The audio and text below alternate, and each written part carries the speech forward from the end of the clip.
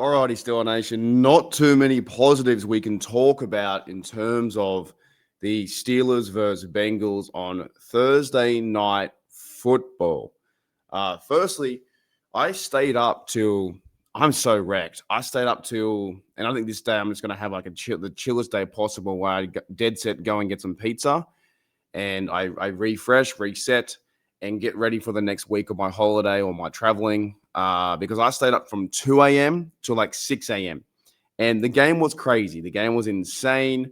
But there are a few things I want to point out. Mike Tomlin is never ready. He's never ready for Thursday night football against divisional opponents. He's now 0-9.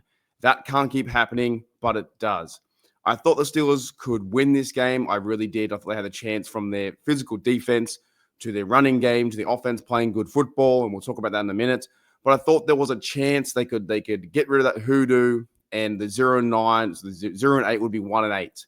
However, the defense was unprepared. The defense lacked physicality. The defense had no chance to stop Joe Flacco, or they had any chance to stop the two receivers or anyone or the running game. The worst running game in the league for the Bengals put on 100 and something. So this to me wasn't really on Rodgers throwing those interceptions. He tried as best he can. I've got a theory about the Fry move touchdown. Maybe he should have knelt or kneed down and then ran the clock out. I'll tell you that in a minute. But basically what it comes down to, as we watch Thursday night football, it was a shootout. Joe Flacco was going crazy. It's his second game with the Bengals, but he's a true professional. He's out there slinging the rock around. So 100%, all credit goes to the Bengals.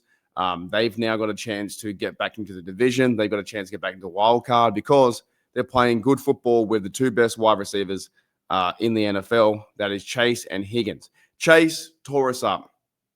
Steelers had no game plan. No game plan in sense of how do I slow him down? How do I put like a safety and a quarterback on him? How do I chip him at the line of scrimmage? How do I redirect his routes? How do I do something? They played man. They were getting in the flags, getting in the way. They started playing zone. They started getting carved up. So from that sense, every single time the Bengals had the ball, they were going to score, which can't happen. But this is football. This is week 8 now. We're going into it. We need to bounce back next week against the Packers, Green Bay at home. So they got some rest now. But the Steelers defense should feel very embarrassed. They should all get together and say, how did we play so well? How did we play so fucking well against the Browns? We played so well there. Did 6 sacks, and there was the Vikings game, 6 sacks, and Jalen Ramsey was running around, this, and this. Probably because you're versing a rookie quarterback into the Browns. But you played really good football, and the next minute, Thursday night football comes around. Mike Tomlin can't win on those games. He's really bad in the division, 0-9 now, which is terrible. So next year when they play a Thursday night game on the way on the road, they're going to lose. That's just going to happen. So shout out to the Bengals, man. They carved us up. There was one thing I want to talk about, though. If you go back, I'm not going to watch the game again. I'm not going to watch it again. If I do, I'm going to watch with the Pittsburgh Steelers commentators because those two commentators, Al Michaels and whoever the other guy was, they could not get off Joe Flacco's you-know-what. The amount of times I heard Joe Flacco's name and his story and this and this and this and like all this attention around him was absolutely insane. It was almost like it was paint a picture was just for him, was for Joe Flacco. They gave him that much rap and all this. They gave him that much rap. It was very, very hard to listen to. That game was definitely a Bengals one-sided, hey, look at the Bengals, redemption story, this and whatever, right? The Bengals haven't done shit. They've never won a fucking Super Bowl, right? So, but in the game, though, they deserve to win. They killed us. With Jamar Chase's stats, he was insane. How the Steelers allowed him to have 26 chances or 26 times opportunities where the Joe Flacco threw the ball to him.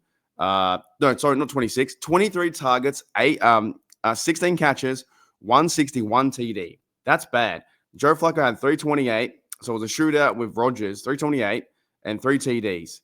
And Chase Brown had 100 yards. So overall, the defense just could not stop them at all. The only time they stopped them was in the first half. The Steelers are up 10-0, and they scored 33 points to one of the should be the top 5 defense, or at least it's number 1 paid defense.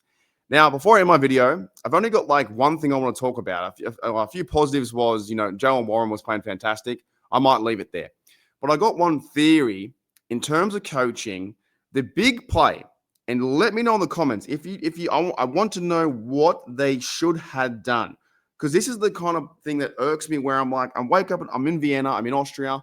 I had a really big sleep in. I slept until 2 p.m. because I watched the game until 6 a.m. But I can't get over this. Once Frymouth catches that ball and he runs to the end zone, in game awareness, game situation, they have 2 minutes on the clock. Should it not have Frymouth ran out the ball to the 1 yard line? Should he have not ran out to the 1 yard line? And then the Steelers could have used 3 downs to score a touchdown to waste timeouts, or to at least waste time for the Bengals. And if they did that, you either have an automatic Chris Boswell field goal to go 30-30, it's a tie. If you don't get the touchdown in 3 chances by running it in, which you should because you're at the 1 yard line, if you don't get it, it's a tie game. If you run out the clock, fantastic. If the Bengals don't have any, they use the timeouts and you might have like maybe, I don't know, a minute something left. I can't remember how many timeouts they had, but let's say they use a bit of clock and they at least get off 20 seconds or 25 seconds plus all the timeouts gone. Then you score with a Warren run on the 3rd down or 2nd down, or maybe possibly the Bengals then understand what you're trying to do is waste time and waste the timeouts, and then they let you score to go up the touchdown to go at 1 point. I feel like in that situation, that can be coaching. That can be from, not even coaching, but this like players chipping in and saying, maybe we should go, if we do break a big run and we score a TD, with 2 minutes to go, the Bengals, the way they were playing, was always going down the fucking field every time. They're always going down the field. So that kind of, that frustrates me.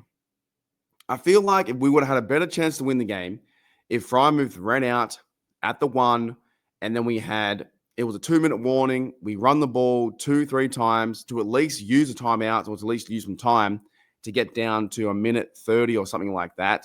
And then you score a touchdown, and then hopefully defense can play better with no timeouts. Now, would it have mattered anyway? Because the Bengals, they still carved up and so they had the same play over and over and over. That short little slant route, that short, oh man, the middle of the field, they were killing us. Like there was just the misdirection from Ramsey was absolute toast yesterday. Toast. The whole defense and secondary was toast. I'm not calling anyone out just on purpose, but the defense was all toast. But I do feel like if having our time back, if Frymouth catches that, great pass, by the way, great pass, great route. Frymouth runs down the end zone, but you're scoring with, I think it was like 2 minutes left. I have to go back to it. It was like 2 minutes left on the game clock, and then the next minute, they're going to go down the field. So the Steelers, they scored in 2 plays and 58 yards in 25 seconds. It was Rodgers, a 68-yard pass with 2 minutes 20 to go.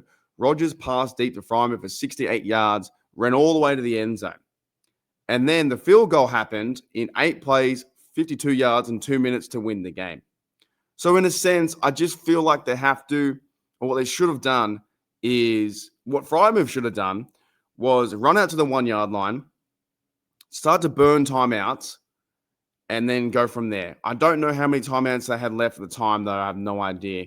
But if you're losing at that time, it was 30 points to 24. The Bengals just punted, 5 plays, 5 yards, 2 minutes. Then you had a quick touchdown, but you gave the Bengals 2 minutes to go. 2 minutes. Even so, he had a 10-yard penalty as well from, I think it was Jones and holding. And then they had a big pass play, 2nd and 20, almost a 70-yard play, TD. We go wild, but we only got by 1 point, giving the Bengals 2 minutes and 14 seconds to run down the field, get a field goal, and the game's over.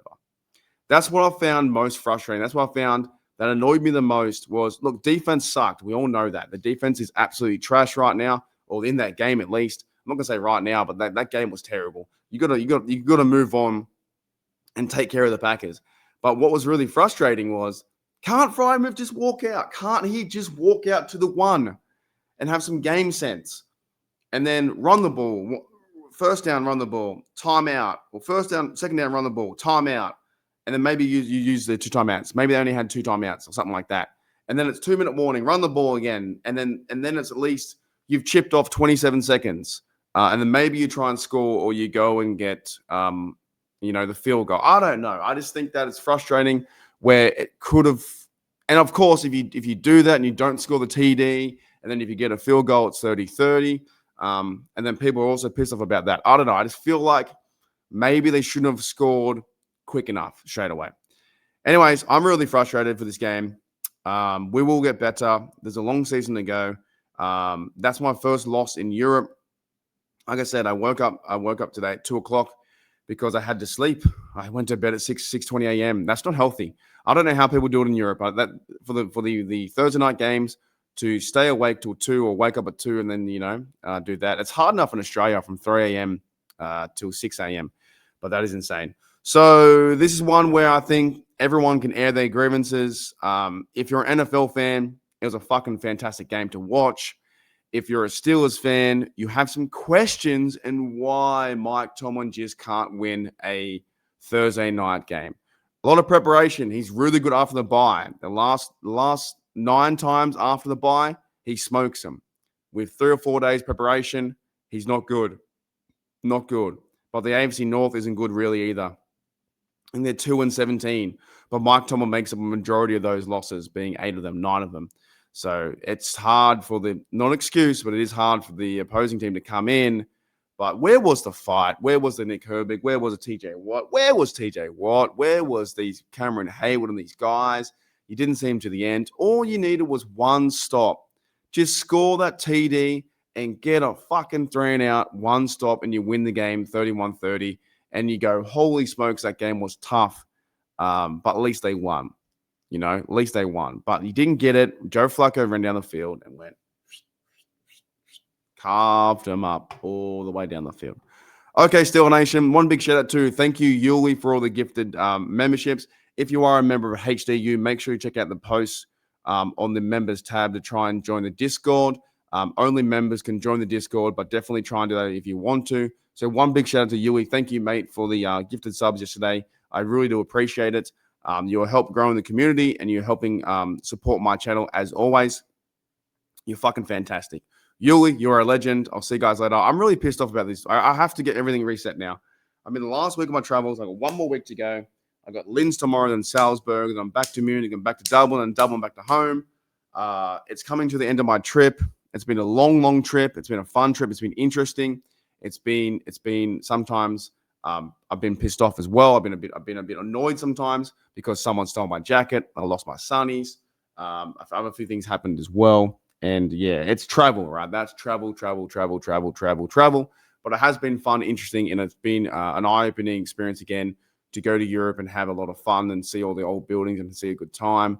But I am pretty keen to get back into normalcy, back to reality, and keen to start to work and make money again and all that kind of stuff and get ready for the next one in that sense. But I've got 1 week left. I've got some really interesting things coming up too. I'll leave you guys with this. I'm going into one of the concentration camps in a few days' time in a place called Mauthausen. If you want to look that up, you can. Disclaimer, you don't have to. It's pretty scary shit. It's pretty interesting and wild. It's pretty upsetting. So that's up to you. But I'm going to go there, and I want to check out what happened in 100 years ago during that time. It's very upsetting, but it's something I want to go into. I have a bit of interest for. So I have that coming up on Sunday, and then I have my time just to probably relax and wind down after a very interesting trip. But yeah, travel's crazy, man. I've been on the road now 4 weeks. I think 4 weeks. I've grown the beard out. See, the beard came out. 4 weeks, man. That's crazy.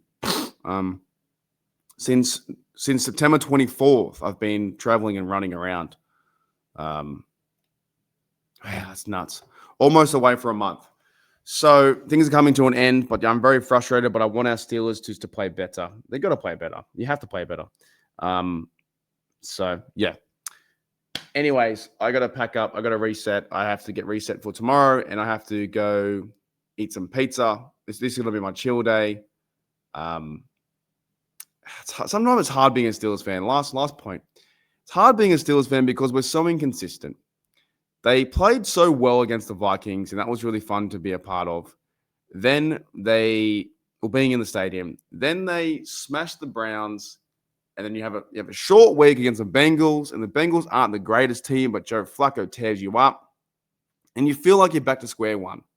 And until they play football again against the Packers and hopefully win that game and play better defense and don't allow 33 friggin' points, you get this uneasy feeling of like, are we a good team, or are we okay at a good team, or was that just a one-off kind of thing?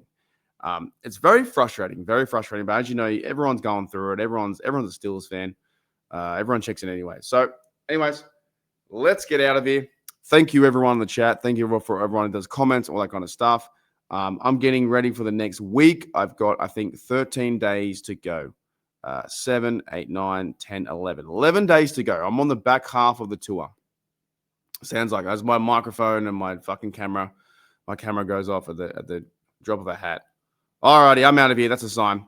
I'll see you later. Here we go. Oh my God, I did it again. I legit didn't touch anything. Wait a minute.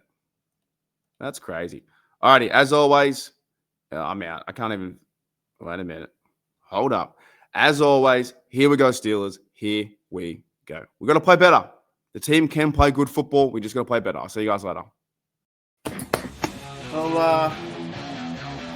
I'll see you guys later. Hey, Rod.